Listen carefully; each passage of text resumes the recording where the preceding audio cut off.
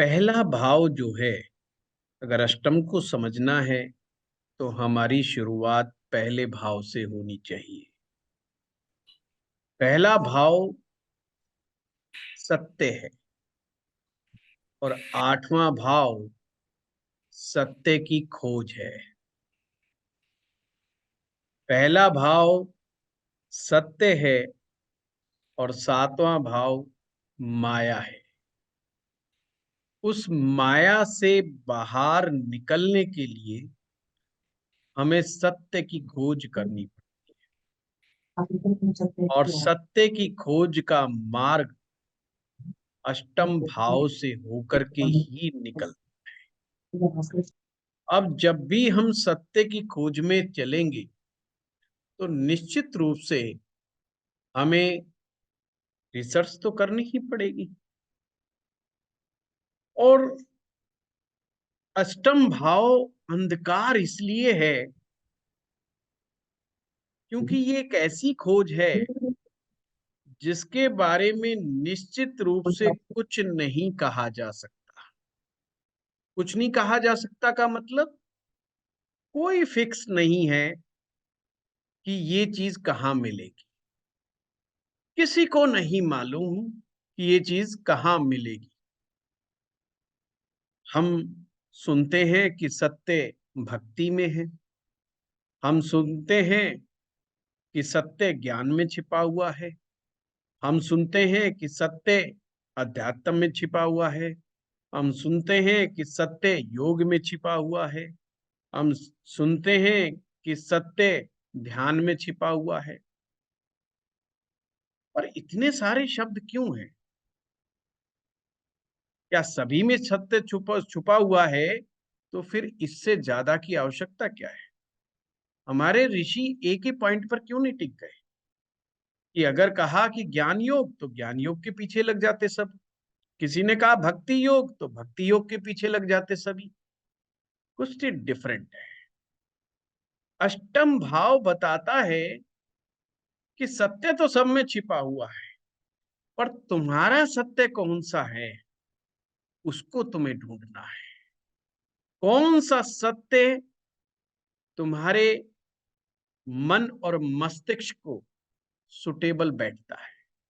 सत्य क्या है? जिसे हम मान लेते हैं वही सत्य है। जिसे हम नहीं मान पाते वो सत्य है।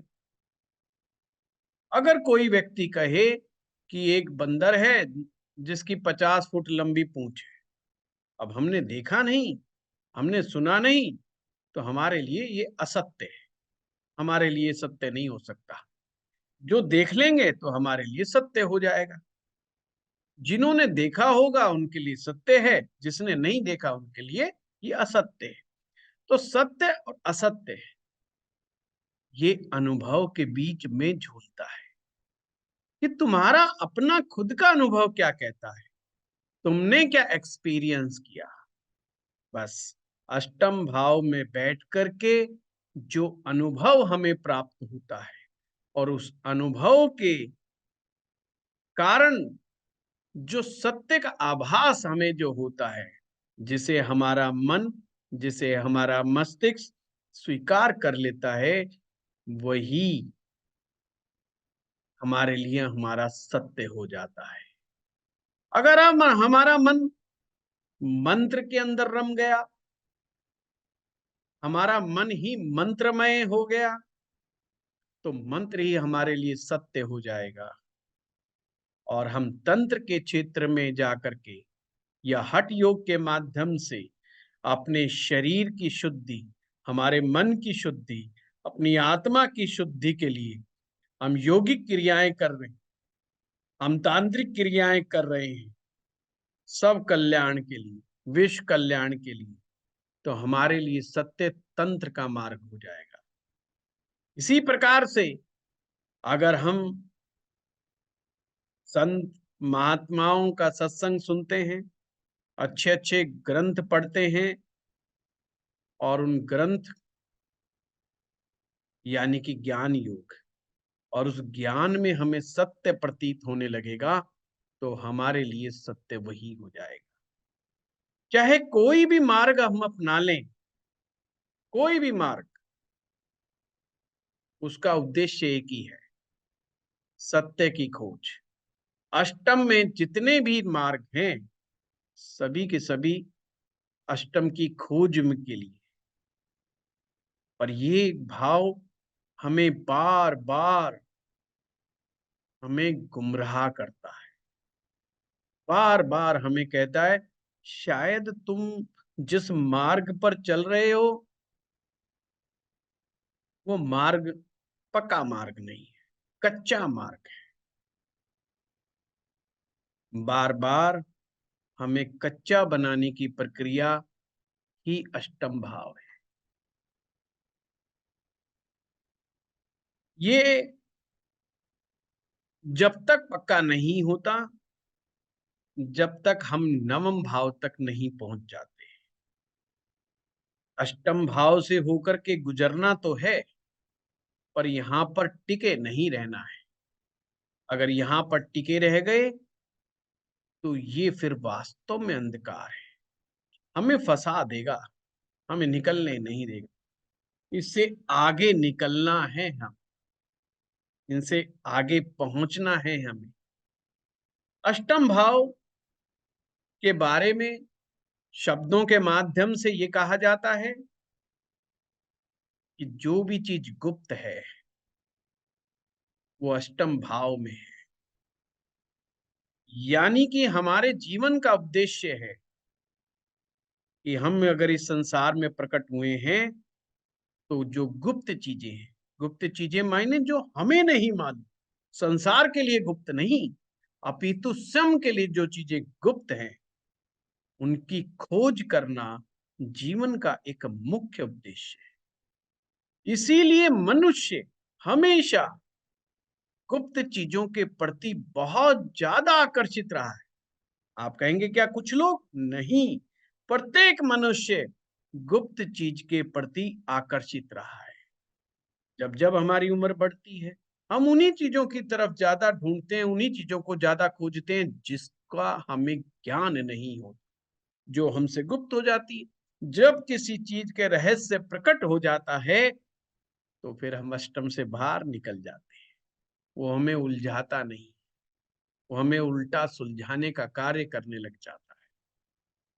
गुप्त ज्ञान हो, गुप्त विद्या हो, गुप्त खजाना हो, हर एक को इसका आकर्षण है। अष्टम भाव बहुत गहरा भाव है, ये कोई सामान्य भाव नहीं है। ये हर मनुष्य को अपनी ओर खींचता है, अपनी तरफ आकर्षित करता है। और अष्टम भाव की खासियत है, जब भी ये अपनी तरफ आकर्षित तो कर लेता है, पर जब हम अष्टम भाव में प्रवेश करते हैं तो हमारे अंदर वैराग्य जगा देता है। यह हमारे जो मन का वैराग्य है, यही शमशान है। एक शमशान वो है जो समाज के अंदर है, जहां पर शवों का दाह संस्कार किया जाता है। अष्टम भाव भी वही भाव है जहां मन का दाह संस्कार किया जाता है। जब तक हम मन को तिरोहित ना कर दें, मन का दाह संस्कार ना कर दें, अष्टम की यात्रा असंभव है। इसी यात्रा में ज्योतिष, तंत्र मंत्र, जादू, मनोविज्ञान, दर्शन शास्त्र, ये सारे विषय अष्टम। परंतु यहाँ पर समझने के लिए, जानने के लिए, अनुभव करने के लिए हमें अपने आप के अंदर के शमशान को जगाना पड़ता है। तंत्र में एक विद्या है जिसका नाम है शमशान जागरण। तो शमशान जागरण कुछ और नहीं, वो अष्टम भाव ही है। शमशान जागरण का मतलब होता है शमशान को जगा देना, शमशान के अंदर विद्यमान समस्त भूत प्रेतों को एक्टिव कर देना, समस्त अशरीरी शक्तियों को एक्टिव कर देना। ये तंत्र की क्रिया में शमशान जागरण की क्रिया कहलाती है। परंतु अष्टम भाव में जब हमारे अंदर हम बैठते हैं, तो ये भी उसी प्रकार से हमारे अंदर के भूतों को जगा देता है। जब भी हम अष्टम भाव में प्रवेश करके बैठते हैं कुछ पलों के लिए, तो हमारे अंदर के विकार ही हमारे ऊपर हमला कर देते हैं। इसीलिए तो मंत्र जाप करते हैं, जब हम भक्ति करते हैं, तो हमारे जीवन में विघ्न बहुत पैदा हो जाते हैं। जब भी हम सही मार्ग की तरफ चलने लगते हैं, हमारे जीवन में परीक्षाएं बहुत होने लगती हैं। बहुत सारे लोग, आप ज्योतिष का कार्य करते हैं, बहुत सारे लोग आएंगे और कहेंगे, आचार्य जी, जब हम शराब पीते थे दिन को ठीक ठाक चल रहे थे, समस्याएं थी पर इतनी नहीं थी, पर आपके कहने से शराब क्या छोड़ी जी, दिन उल्टे लग गए। अरे तो अब मुझे लगता है शराब पीना ही ज्यादा ठीक रहे। पेश कर रहे हैं, शराब छोड़ देने से विघन आ गया। कुछ लोग कहते हैं जब से हमने कंठी माला पकड़ी है, जब से विघन आ गया। कुछ कहते हैं जब से हम भक्ति मार्ग पे चले हैं, जब से विघन आ रहे हैं।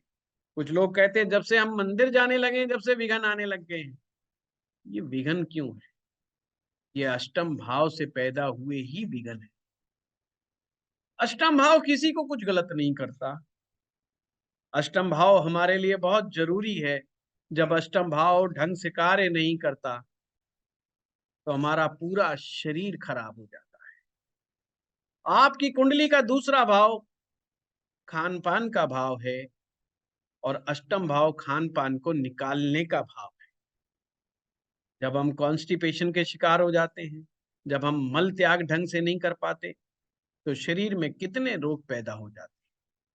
तो अष्टम भाव जब भी ढंग से कार्य नहीं करता, तो हमारे शरीर रोगी होना शुरू हो जाता है। और रोग भी कौन कौन से? भयंकर रोग। इसलिए इसे असाध्य रोगों का घाव भी इसे माना गया। इसका ठीक से कार्य करना बहुत बहुत जरूरी है। अगर ये ठीक से कार्य अष्टम भाव नहीं करेगा, तो हमें बहुत बड़ी मुसीबत के अंदर डाल सकता है। अष्टम भाव हर व्यक्ति के लिए जरूरी है। क्यों जरूरी है? क्योंकि हर व्यक्ति, प्रत्येक व्यक्ति जब तक अपने अंदर डिटैचमेंट की प्रक्रिया से नहीं गुजरेगा, उसके अंदर ट्रांसफॉर्मेशन नहीं होता। कमाल की बात है। अगर ट्रांसफॉर्मेशन से गुजरना है, तो अष्टम भाव से गुजरना हो। जब आपको कोई डॉक्टर बताता है कि आपको अब असाध्य रोग हो रहा है या होने वाला है, तो आप पूछते हैं कि डॉक्टर साहब मैं क्या करूं कि मैं इस रोग से बच जाऊं किसी तरीके से। डॉक्टर जो जो कहता है आप तुरंत मान लेते हो, तुरंत मान लेते हो। डॉक्टर कहता है चाय छोड़ दो, बोला आज से छोड़ दी। शराब छोड़ दो, बोला आज से छोड़ दिया। नॉनवेज छोड़ दो, बोला आज से छोड़ दिया। मैंने बहुत सारे लोगों को देखा है जिसने डर के कारण बड़े से बड़ा अपना एडिक्शन छोड़ दिया, एक झटके में छोड़ दिया। जो डर है ना, ये जो भय है, जिसके डर से हम बड़ी से बड़ी चीज को छोड़ने के लिए तैयार हो जाते हैं, ये भय भी अष्टम भाव का ही भय है। क्योंकि अष्टम भाव आपको दर्शन कराता रहता है। वो दर्शन मृत्यु के दर्शन है।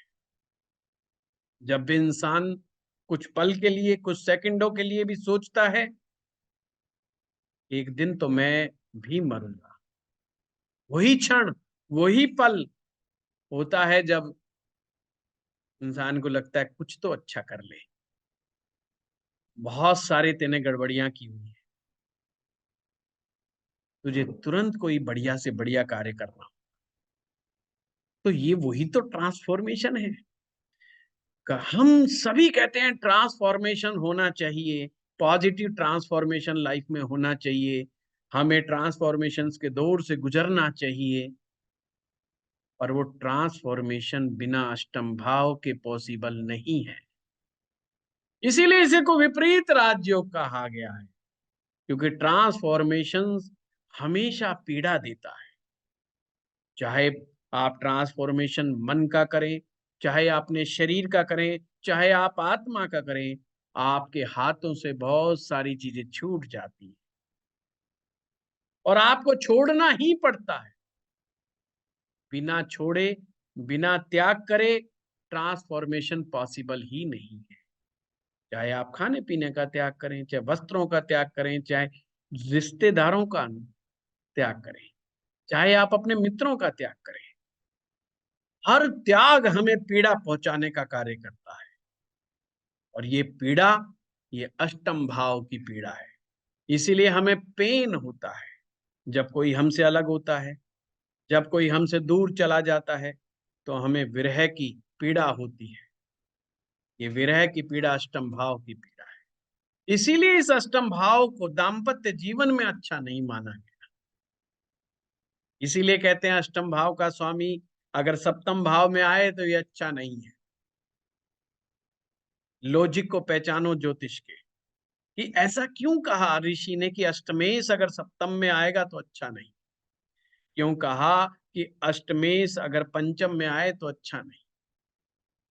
क्योंकि अष्टमेश जहां जाकर के बैठेगा वहीं से डिटैचमेंट क्रिएट करने का कार्य कर देगा।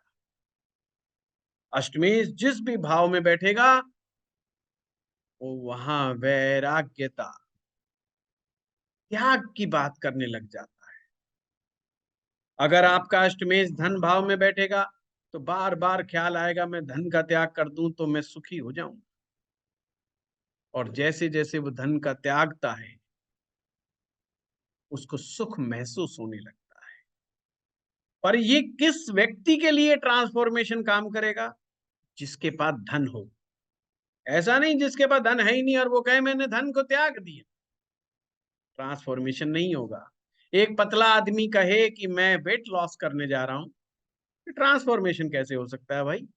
एक मोटा आदमी कहे कि मैं वेट लॉस करने जा रहा हूं, वेट लूज करने जा रहा हूं, तो उसको ट्रांसफॉर्मेशन के लिए खाना खाना छोड़ना पड़ेगा, डिसिप्लिन को अपनाना पड़ेगा, अपने जबान पर काबू रखना पड़ेगा, जीवा को शांत करना पड़ेगा। तो उस पेन की जो प्रक्रिया से गुजरेगा, एक्सरसाइज की जो प्रक्रिया जो पेन देती है, वही ट्रांसफॉर्मेशन है। इसलिए ध्यान रखें, अष्टम भाव हमेशा ट्रांसफॉर्मेशंस की बात करता है और बिना अष्टम भाव के ट्रांसफॉर्मेशन पॉसिबल नहीं है। लोगों के जीवन बदल जाते हैं, लोगों के उद्देश्य बदल जाते हैं, लोगों की दिशाएं बदल जाती हैं जब उनके जीवन में कोई बहुत बड़ा संकट आके खड़ा होता है। आपने सुना होगा कि कोई गांव का जवान बेटा, कोई युवा पढ़ाई कर रहा था, बहुत शरीफ था, बड़े बड़े ख्याल थे, बड़े बड़े ख्वाब थे। खास करके आपने हिंदी फिल्मों में तो देखा ही होगा। अचानक से पता चला उसके घर परिवार को किसी बड़े गुंडे ने, डाकू ने, किसी बलशाली ने, बाहुबली ने पूरे परिवार को खत्म कर दिया। अब उसने अपनी दिशा बदल दी और उसने भी बंदूक उठा ली। ऐसी पता नहीं कितनी कहानियां हैं हमारे बॉलीवुड में। हो गया transformation. Ultimate pain, ultimate pain वो अष्टम भाव देता है। इसीलिए अष्टम भाव को नहीं ह्यूमिलेशंस जाएगा, का भाव भी दूर कहते हैं। जाएगा। बट अभी ना इतनी भीड़ हो भीड़ बहुत जाएगी है। भाई, हाँ। अगर नहीं होगा। इसीलिए पेन हमारे जीवन में निहायत आवश्यक है, पर उचित मात्रा में, ज्यादा नहीं। ज्यादा होने से हम घबरा जाते हैं, परेशान हो जाते हैं।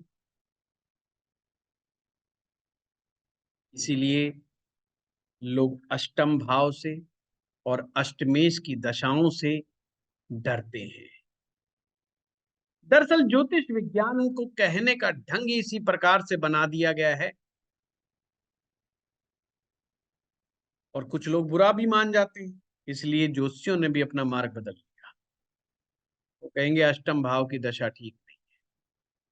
क्यों ठीक नहीं है? क्योंकि वो पेन देती है, वो ह्यूमिलेशंस देती है। इसलिए हम कह देते हैं ठीक नहीं।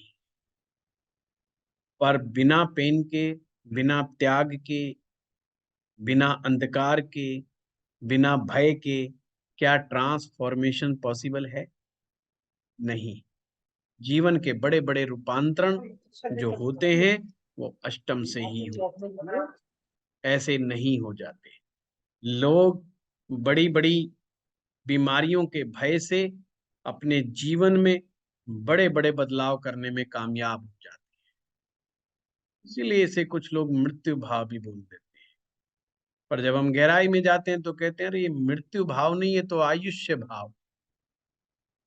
आयु का मतलब क्या हो? Is it life span? Not. आयु का मतलब होता है चेतना का विस्तार। आपकी चेतना का विस्तार कितना प्राप्त है, वही आयु है। अक्सर चेतनावान पुरुष, आपके सामने शंकराचार्य जी का उदाहरण प्रस्तुत है। मात्र 32-33 साल की आयु में शरीर का त्याग, और क्या करामात की शंकराचार्य। वो क्या थी वो आयु? वो चेतना, चेतना का विस्तार बहुत बड़ी बात है। स्वामी विवेकानंद और बहुत सारे ऐसे एग्जाम्पल हैं जो बहुत छोटी उम्र के अंदर, जिन्होंने शरीर छूट गया परंतु उन्होंने ऐसा महान कार्य किए कि हजारों लाखों लोग आज उनसे प्रेरणा प्राप्त करते हैं। तो ये वही आयुष्य भाव है। अष्टम भाव, आयुष्य भाव। तो आपको कहना है कि आपने अष्टम से होकर के गुजरे हैं, तो आपने अपनी चेतना का विस्तार कितना किया है? आप में चेतना आपकी जागृत हुई कि नहीं जागृत, या अभी भी उसी तरीके से आप, जैसे बेहोशी की हालत में मैक्सिमम लोग इस संसार में जी रहे हैं, उसी तरीके से आप जीवित हैं? बेहोशी से होश में आने की प्रक्रिया ही अष्टम भाव है। आपकी चेतना को विस्तार देने का कार्य अष्टम भाव करता है। इसीलिए आपको कौन व्यक्ति सबसे बढ़िया विद्वान समझ में आता है? तो आपके मुंह से निकलेगा जो दर्शन शास्त्र को जानता हो, जो मनोविज्ञान को जानता हो, वो व्यक्ति आपको विद्वान नजर आता है। आम आदमी की भाषा में समझे तो वो व्यक्ति जो गहरी बात करता हो, जो गहरे ज्ञान की बात करता हो, जो कभी कभी तुरंत नहीं समझ में आती, कुछ समय लगता हो जिसको, जिस बात को समझने में, हम उसे ही तो विद्वान व्यक्ति मानते हैं, हम उसे ही तो चेतना पुरुष मानते हैं।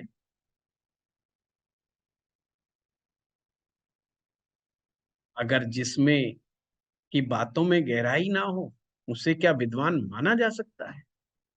जिसे मनोविज्ञान का ज्ञान ना हो, क्या वो व्यक्ति बहुत बड़ा लीडर बन सकता है? राजा बनने के लिए वैराग्य का अनुभव होना बहुत जरूरी है। इसीलिए विपरीत के पीछे राजयोग लगाया गया। किसी को बहुत फेमस होना है, वो अकेला ही रहेगा, उसे अष्टम का सहारा लेना ही पड़ेगा।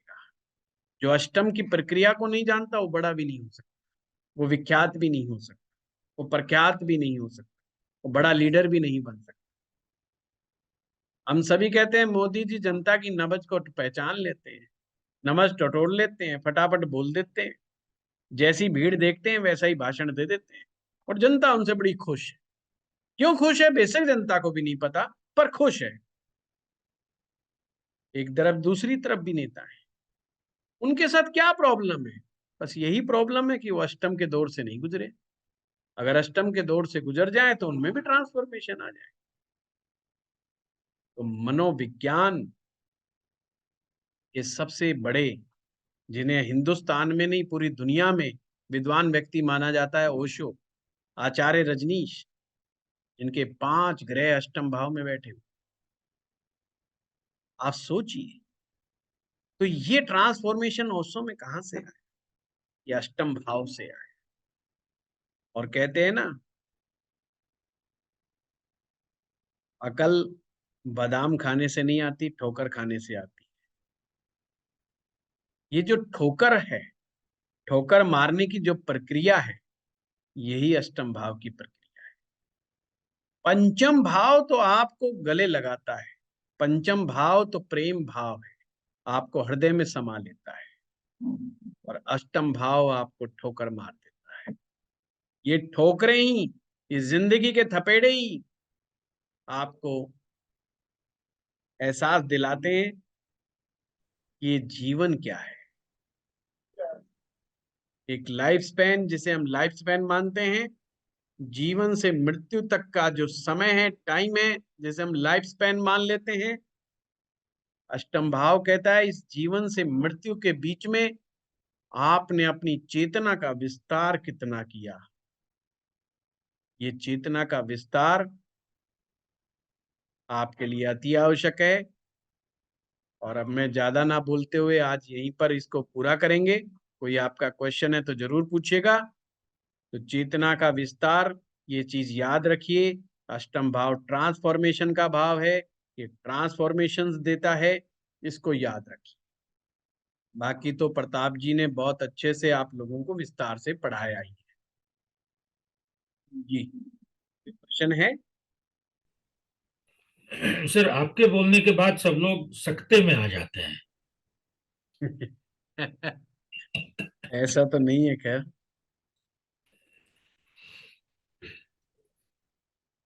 जो लोग पूछे थे कि अगले वर्कशॉप हम लोग क्या करने वाले हैं। अगले वर्कशॉप, प्रताप जी, अब आप इनको वैराग्य में डाल दिया आपने, इनको बड़ा डिटैचमेंट क्रिएट हो गया होगा शायद इन 7-8 दिनों में। अब इनको इच्छा पूर्ति का भाव करवाया जाए, जी। Fulfilment of desire.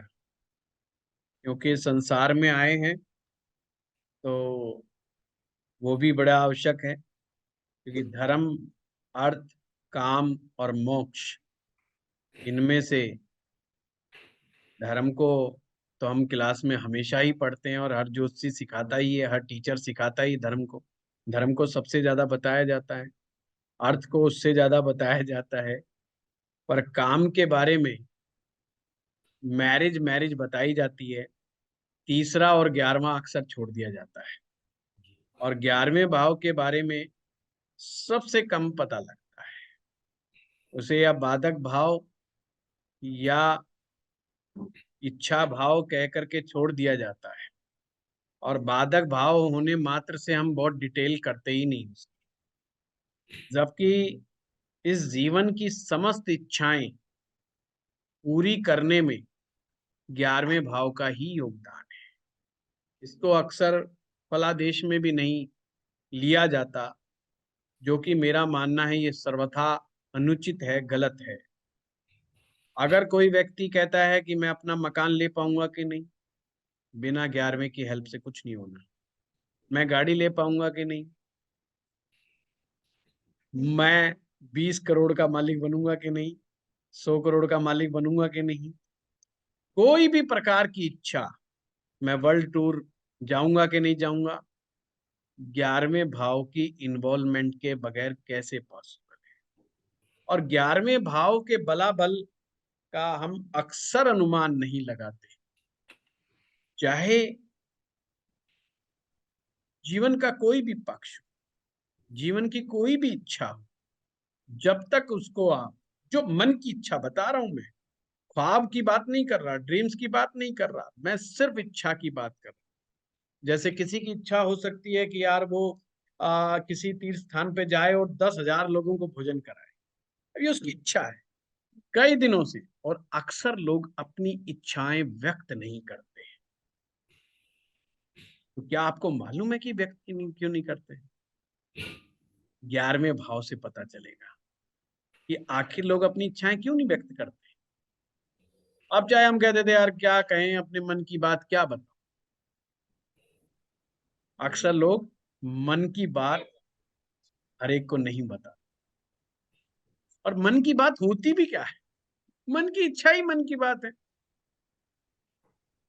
अगर एक आदमी 100 करोड़ का आदमी बनना चाहता है, ये उसकी इच्छा है, पर वो नहीं बोलेगा ना। और बोलेगा तो इस तरीके से बोले कि लोग उसे मजाक समझ ले, कोई सीरियसली ना ले।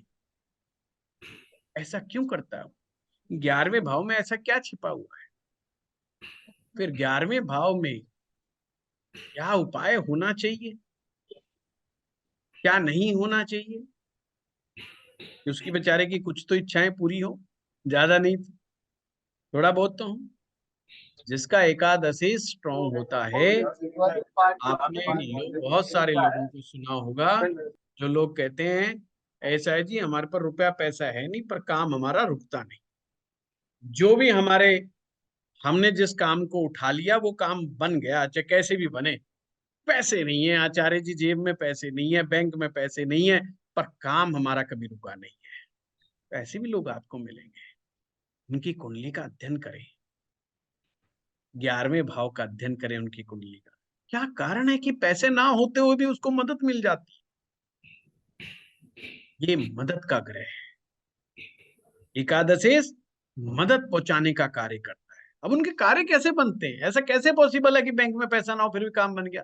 इसका मतलब या तो कोई भाई या कोई रिश्तेदार या कोई मित्र या बैंक आएगा और उनको पैसा देगा, जब तो उनका काम होगा। सिंपल सी बात है, धन का कार्य तो धन से ही होगा। तो बड़ा गहरा रहस्य छिपा हुआ है एकादशी भाव में। तो हम लोग अगली वर्कशॉप इच्छा पूर्ति के भाव से करने जा रहे हैं। 7 फरवरी की हम लोगों ने डेट रखी है, 7 फरवरी 2024। ये भी वर्कशॉप होगी बिल्कुल इसी तरीके से जिस तरह से हमने ये अष्टम भाव की करी है। प्रताप जी, ये डेट मैंने सही बोला है ना? नहीं सर, मैं 1 मिनट बता रहा हूँ। नहीं, 7 फरवरी होना चाहिए मेरे हिसाब वीरवार है। जैसे 30 जनवरी का है। हाँ सॉरी, 7 फरवरी को तो दूसरा है, 30 जनवरी, सॉरी 30 जनवरी से हम लोग इच्छा पूर्ति के भाव की वर्कशॉप करने जा रहे हैं।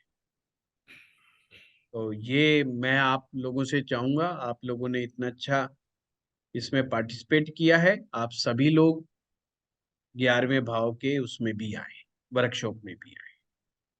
और प्रताप जी का एक फुल फ्लैश कोर्स आ रहा है फरवरी एंड में, 27 फरवरी से, और पूरा कोर्स लेकर के आ रहे हैं प्रताप जी। वो होगा आर्ट ऑफ प्रेडिक्शन के नाम से। ये कोर्स हमारा एस्ट्रो पाठशाला का सबसे ज्यादा फेमस कोर्स है। पास्ट में इसने बड़े अच्छे अच्छे रिकॉर्ड तोड़े हैं। आर्ट ऑफ प्रेडिक्शंस हमारा एक तरह से ना फ्लैगशिप प्रोग्राम है, एक तरह से, जिसमें हम फलादेश करना सिखाते हैं। और बड़ा कोर्स है ये, और इसे प्रतापशील जी पढ़ा रहे हैं। खैर प्रतापशील जी कई बार पढ़ा चुके हैं इस कोर्स को, पर हाँ, ये आर्ट ऑफ प्रेडिक्शन प्रताप जी का काफी लंबे समय के बाद आ रहा है। बीच में काफी बड़ा गैप हो गया था और प्रतापशील जी जो हैं वर्कशॉप में व्यस्त हो गए थे और छोटे उसमें व्यस्त हो गए थे, हम लोग छोटी कोर्सेज में।